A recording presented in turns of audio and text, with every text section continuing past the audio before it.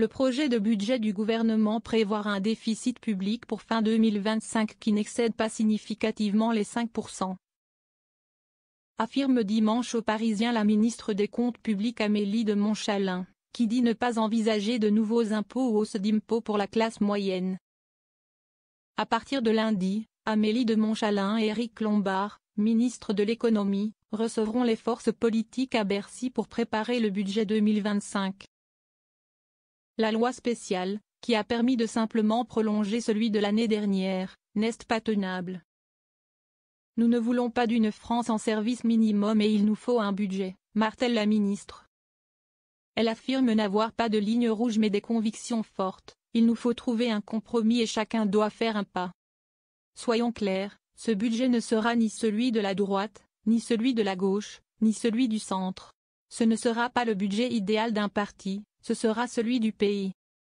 La loi spéciale a été votée à l'unanimité, nous pouvons trouver une majorité sur le budget, selon elle.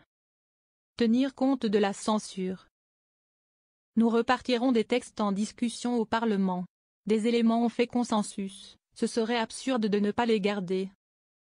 D'autres ont contribué à la censure, nous devons en tenir compte, en discuter avec les forces politiques et amender sensiblement le budget, ajoute Amélie de Montchalin. Par rapport au texte issu du Sénat, il nous manque encore plus d'une dizaine de milliards d'euros d'économies. Estime-t-elle, invitant à rendre la dépense publique plus efficace. Tout le monde peut et doit faire plus d'économies, selon elle. Je ferai des propositions de telle sorte que le déficit à la fin de l'année 2025 n'excède pas significativement les 5% du PIB. Alors que le précédent gouvernement ambitionnait 5%, après un dérapage attendu à 6,1% en 2024, résume-t-elle. Selon des informations de presse, le gouvernement vise un déficit public de 5,4% du PIB cette année. Nous n'avons pas une mesure d'économie totem, déclare encore Amélie de Montchalin, se disant opposée aux mesures aveugles. Au rabot et invitant à utiliser les travaux parlementaires ou d'institutions indépendantes comme la Cour des comptes qui propose des économies. La ministre affirme vouloir garder la contribution supplémentaire sur les grandes entreprises ainsi que la taxe sur les rachats d'actions tout comme la taxe sur les billets d'avion. Pas de nouveaux impôts. En revanche, elle prévient, pas de nouveaux impôts ni de hausse d'impôts qui pénaliseraient le pouvoir d'achat de la classe moyenne. La hausse de la TVA n'est donc pas une option envisagée.